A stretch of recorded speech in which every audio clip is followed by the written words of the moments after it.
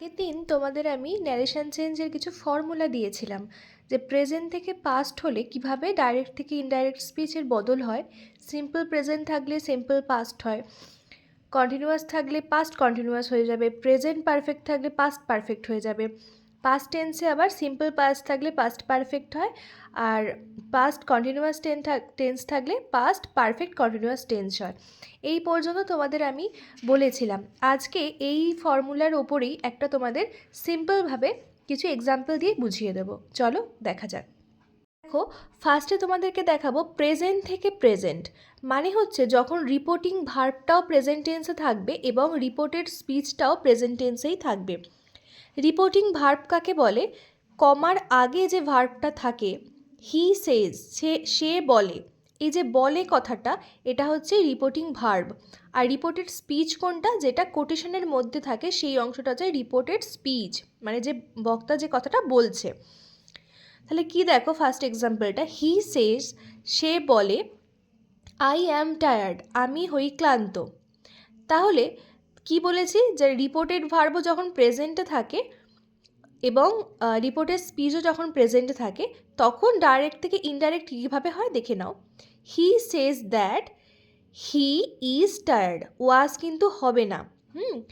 অনেক সময় কি হয়, আমরা ন্যারেশন চেঞ্জে ভুল করে ফেলি, তাই মনে করে আমাকে রিপোর্টিং ভার্বটা লক্ষ্য করতে হবে, এটা কোন টেন্সে।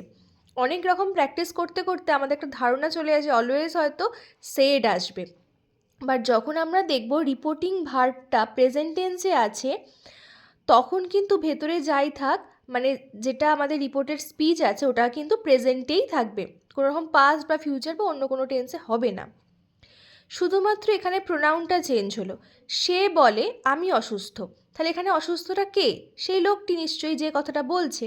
তাহলে কি হবে? হি সেজ দ্যাট, সে বলে যে সে হয় অসুস্থ, আই মিন ক্লান্ত। অসুস্থ বলাটা ভুল, ক্লান্ত। আমি বোঝাতে পেরেছি?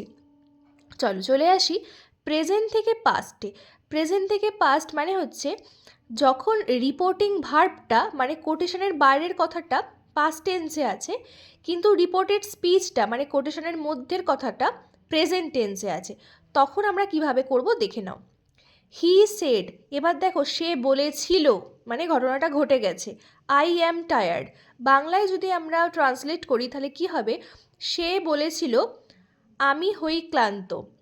তাহলে সে কথাটা বলেছিল মানে ঘটনাটা অলরেডি ঘটে গেছে। কে ক্লান্ত ছিল? সে ক্লান্ত ছিল। ছিল ইংরেজি কি আমরা জানি? ওয়াজ বা ওয়্যার। তা দেখো উত্তরটা কি হবে ইনডাইরেক্ট স্পিচে। He said that he was tired, সে বলেছিল যে, বা তিনি বলেছিলেন যে তিনি হন ক্লান্ত, বা তিনি তখন ক্লান্ত ছিলেন। ঠিক আছে, তাহলে হি এর পরে কি হবে? Was tired. তাহলে আমাদের মেন লক্ষণীয় বিষয়টা হচ্ছে রিপোর্টিং ভার্ব কোন টেন্সের ওপর আছে, প্রেজেন্ট নাকি পাস্ট। যদি প্রেজেন্ট হয় তাহলেও বাকিটা প্রেজেন্টের ওপর হবে, শুধুমাত্র প্রোনাউনটা চেঞ্জ হবে।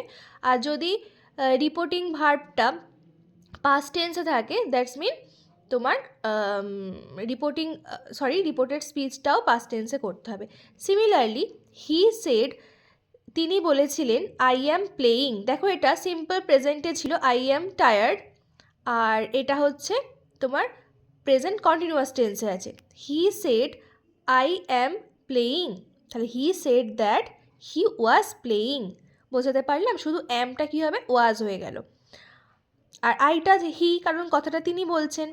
সব সেম থাকবে, প্রেজেন্ট কন্টিনিউয়াস থেকে পাস্ট কন্টিনিউয়াস হয়ে যাবে, জাস্ট যেহেতু রিপোর্টিং ভার্বটা পাস্টে, সেই জন্য কথাটা পাস্টে হয়ে যাবে।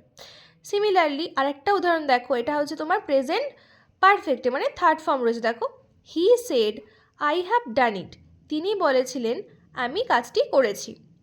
তাহলে তিনি বলেছিলেন যে, he said that he had done it, তিনি বলেছিলেন যে তিনি কাজটি করেছিলেন। ঠিক আছে, হ্যাভটা কি হয়ে গেল? হ্যাড। অ্যামটা কি হয়ে যাবে? ওয়াজ। ঠিক আছে, কন্টিনিউয়াস থাকলে পাস্ট কন্টিনিউয়াস, এইভাবে চেঞ্জ হবে। তাহলে যেটা মূল বিষয় সেটা কি, আমরা ভালো করে রিপোর্টিং ভার্বটা লক্ষ্য করব। এই ছিল আজকের ভিডিও। আবার পরবর্তী শর্ট ন্যারেশনের ভিডিও নিয়ে আমি খুব তাড়াতাড়ি আসবো।